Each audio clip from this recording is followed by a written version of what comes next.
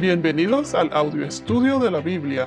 A continuación, la lectura de las Escrituras, una breve explicación y los versículos que se relacionan. En todo este capítulo, el capítulo 24 de Génesis, la boda de Isaac y Rebeca, es un presagio de Jesús y la iglesia en el Nuevo Testamento.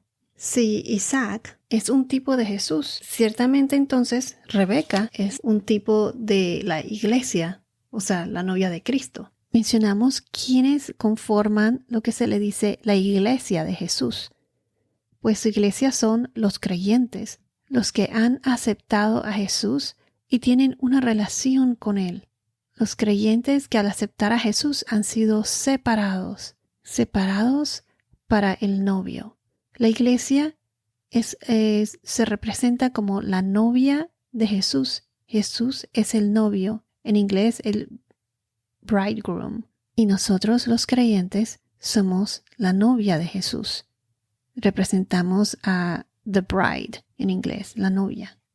En el podcast anterior mencionamos similaridades entre la boda de Isaac y Rebeca y Jesús y la iglesia. Mencionamos que así como Abraham deseaba una novia para su hijo Isaac, así nuestro Padre, Dios Todopoderoso, desea una novia para Jesús, nuestro Señor. Esa unión de los creyentes con su Hijo. Y recuerden que a través de Jesús se llega al Padre. Vemos como el sirviente sin nombre, que no se mencionó su nombre, pero se dice que fue Eleazar, que significa Dios de ayuda o ayudador. Vimos como ese sirviente ayudó a Isaac a encontrar a su futura esposa, a su novia.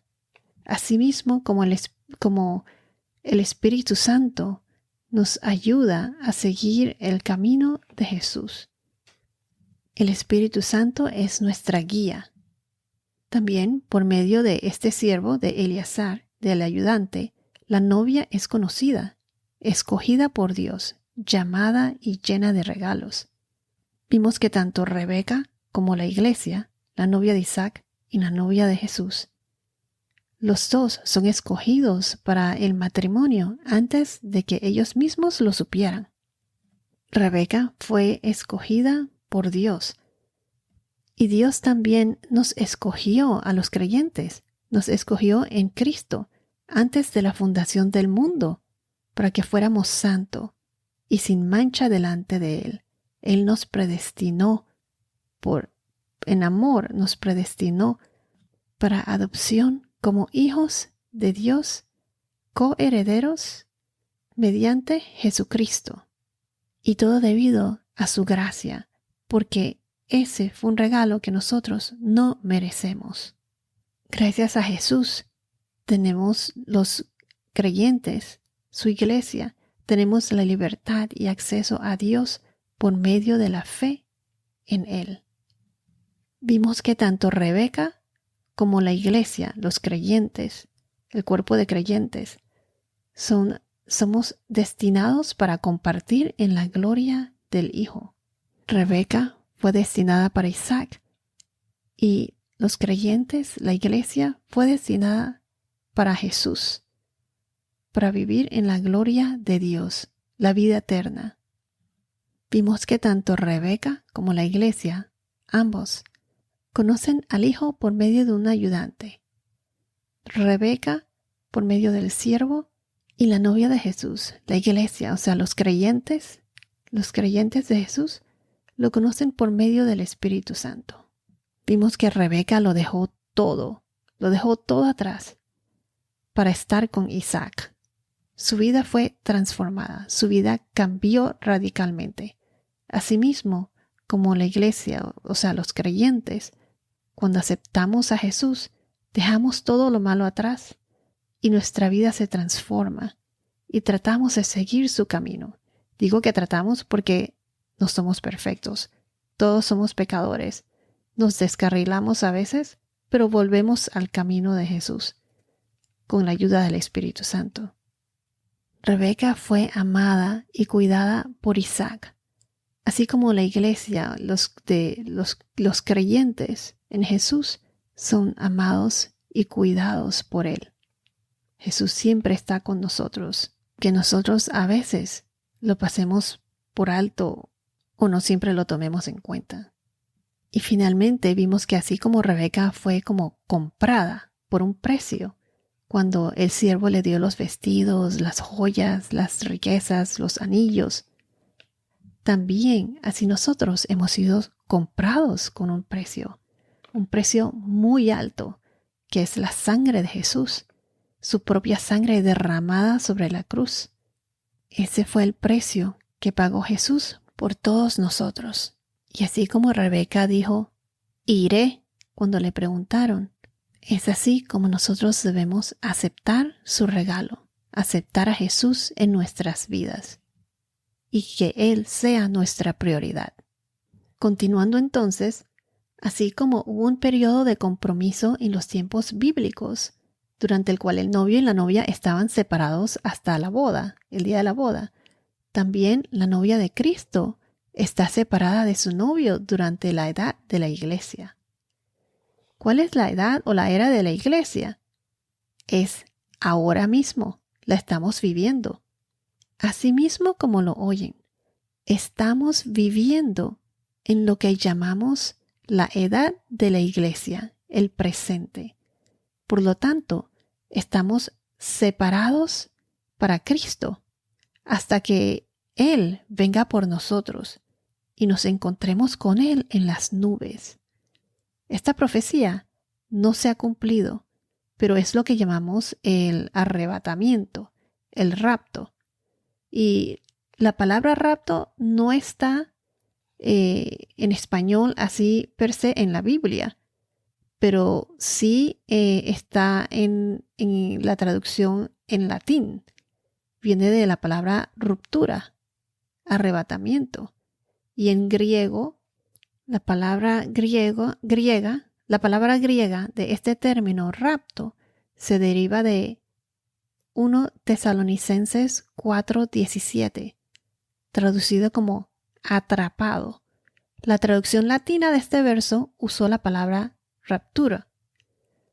La palabra griega que se traduce es harpazo, Harpazo, harpazo, que significa arrebatar o llevar. Si vamos a 1 Tesalonicenses capítulo 4 versículo 17 nos dice así: entonces nosotros, los que estemos vivos y que permanezcamos, seremos arrebatados juntamente con ellos en las nubes, al encuentro del Señor en el aire, y así estaremos con el Señor siempre.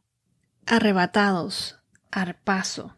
En otros lugares se usa para descubrir cómo el Espíritu atrapó a Felipe cerca de Gaza y lo llevó a Cesarea.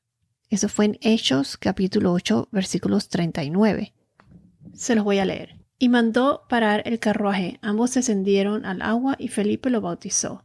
Al salir ellos del agua, el Espíritu del Señor arrebató a Felipe y no lo vio más el eunuco, que continuó su camino gozoso.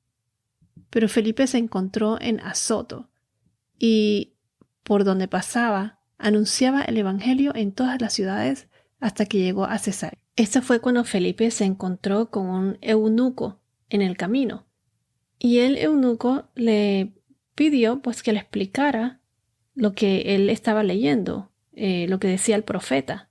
Y entonces Felipe pues comenzó a explicarle los pasajes de la Escritura y le anunció el Evangelio de Jesús. Luego terminó bautizándolo. Llegaron a un lugar donde había agua y lo bautizó. Y fue entonces después cuando Felipe fue arrebatado por el Señor y entonces apareció él por otro lugar hasta llegar a Cesarea. La palabra rapto se usó también para describir la experiencia de Pablo de ser atrapado en el tercer cielo. Eso fue en el segundo libro, la segunda carta de los Corintios, capítulo 12, versículos 2 al 4. Por lo tanto, no puede haber duda de que la palabra se usa en la primera carta a los Tesalonicenses, capítulo 4, versículo 17, para indicar el traslado real de la gente de la tierra al cielo. El rapto es un estado o experiencia de ser llevado. O sea, la palabra en inglés proviene de una palabra latina, rapture, rapio, que significa apoderarse o arrebatar en relación con un éxtasis del espíritu o un traslado real de un lugar a otro. En otras palabras, significa ser llevado en espíritu o en cuerpo. El rapto de la iglesia significa llevar a la iglesia de la tierra al cielo. Pero esto lo estudiaremos más adelante. Entonces, regresando al tema, ya se cumplió la profecía del nacimiento de Jesús. Pero está por cumplirse la profecía del Nuevo Testamento, la segunda venida de Jesús. Jesús vendrá por nosotros. Ten por seguro que esto va a pasar, así como su nacimiento, muerte y resurrección pasó a la historia. Entonces, regresando al tema, como decía, el novio y la novia están separados hasta el día de la boda, así como Cristo y la iglesia, la novia, Cristo el novio y la iglesia la novia, y la responsabilidad de la iglesia, o sea, de los creyentes, es ser fiel a Cristo, a su novio, obedecerlo, mantenerse en su caminar en Cristo. Como dice en Efesios capítulo 5, versículo 24. Pero así como la iglesia está sujeta a Cristo, la iglesia refiriéndose al cuerpo de creyentes, a la novia de Cristo, también las mujeres deben estarlo a sus maridos en todo. Si Isaac es un tipo de Jesús, entonces ciertamente Rebeca es un tipo de la iglesia, la novia de Cristo. ¿Cómo se desarrolla este romance y qué podemos aprender sobre nuestro propio llamado de Dios, que ordenó a Rebeca a enamorarse de un hombre que nunca había visto? ¿Qué podemos aprender sobre nuestro destino el de una novia a la que fue prometida a un novio en un país lejano y por quien tendría que dejarlo todo por él? En el rapto, la iglesia, o sea, arrebatamiento, la iglesia se unirá con el novio y se llevará a cabo la ceremonia de la boda, la ceremonia oficial. Y con esto se actualizará la unión eterna de Cristo y su novia, de Cristo con su iglesia, con nosotros los creyentes, los que aceptamos ese regalo de salvación, los que aceptamos a Cristo. En Apocalipsis, capítulo 19, versículos 7 al 9 nos dice así: regocijémonos y alegrémonos y démosle a Él la gloria, porque las bodas del Cordero han llegado y su esposa se ha preparado, y a ella le fue concedido vestirse de lino fino, resplandeciente y limpio, porque las acciones justas de los santos son el lino fino. El ángel me dijo: escribe, bienaventurados los que están invitados a la cena de las bodas del Cordero. También me dijo: estas son palabras verdaderas de Dios.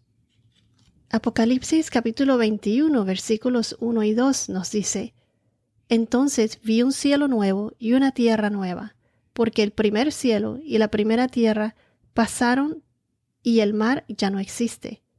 Y vi la ciudad santa, la nueva Jerusalén, que descendía del cielo, de Dios, preparada como una novia ataviada para su esposo. Aquí trata de la nueva Jerusalén, la tierra que Jesús está preparando para nosotros, en donde gozaremos de la vida eterna junto a Dios nuestro Señor. Cuando digo la unión eterna, me refiero que eso ya sería en la nueva Jerusalén, que se le llamó Ciudad Santa, Holy City, que es lo que acabamos de leer en Apocalipsis. Ahí mismo, Apocalipsis 21, versículo 10, nos dice: entonces me llevó en el espíritu a un monte grande y alto, y me mostró la ciudad santa, Jerusalén, que descendía del cielo de Dios. Quiero añadir que la Nueva Jerusalén no es la iglesia, pero asume algunas características de la iglesia. Algunos malinterpretan para significar que la ciudad santa es la novia de Cristo, pero eso no puede ser porque Cristo murió por su pueblo, no por una ciudad. La ciudad se llama la novia porque abarca a todos los que son la novia. Al igual que, por ejemplo, todos los estudiantes de una escuela. A veces se les llama la escuela, pero no se refieren al edificio, sino al conjunto de personas que componen la escuela. Como decía, hasta que pase el rapto, nosotros los creyentes, o sea, la iglesia, debemos ser fieles y estar listos, esperando con anticipación el glorioso día en el que estaremos reunidos con Jesús y viviremos entonces con Él como su amada novia, según Mateo capítulo 25 versículos 1 al 13. Pero esto lo estudiaremos más adelante. La doctrina del rapto nos enseñó en el Antiguo Testamento, por lo que Pablo lo llama un misterio ahora revelado. Si vamos a primera carta a los Corintios, en el capítulo 15, versículos 51 y 52, dice: Así que les digo un misterio, no todos dormiremos, pero todos seremos transformados, en un momento, en un abrir y cerrar de ojos, a la trompeta final, pues la trompeta sonará y los muertos resucitarán incorruptibles, y nosotros seremos transformados.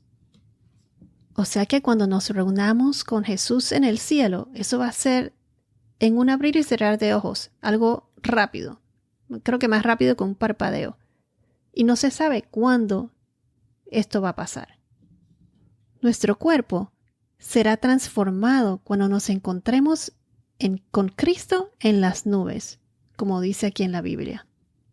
Ya hemos visto el parecido o la similitud entre Rebeca y la iglesia, nosotros los creyentes, el cuerpo de creyentes. Ahora vamos a ver las similitudes entre Isaac y Jesús. Isaac es como una prefiguración o representa un tipo de Jesús. Esto lo veremos en el próximo podcast. Pero sí quería recordarles que ya la profecía del nacimiento, o sea, el nacimiento, muerte y resurrección de Jesús, ya esa parte se cumplió. Y ahora está por cumplirse la otra parte de la profecía, que es cuando Él vendrá por nosotros, cuando nosotros nos uniremos en el cielo con Él, y también su segunda venida. No crean que esto es un simbolismo. Esto va a pasar, así como Él estuvo aquí en la tierra, en cuerpo y sangre. Asimismo, esto va a suceder. Es muy importante seguir estudiando la palabra, porque como dice en Apocalipsis, bienaventurado el que lee y los que oyen las palabras de la profecía y guardan las cosas que están escritas en ella, porque el tiempo está cerca. Apocalipsis 1:3. Bueno, esto es todo por ahora. Que tengas un día muy bendecido y hasta la próxima.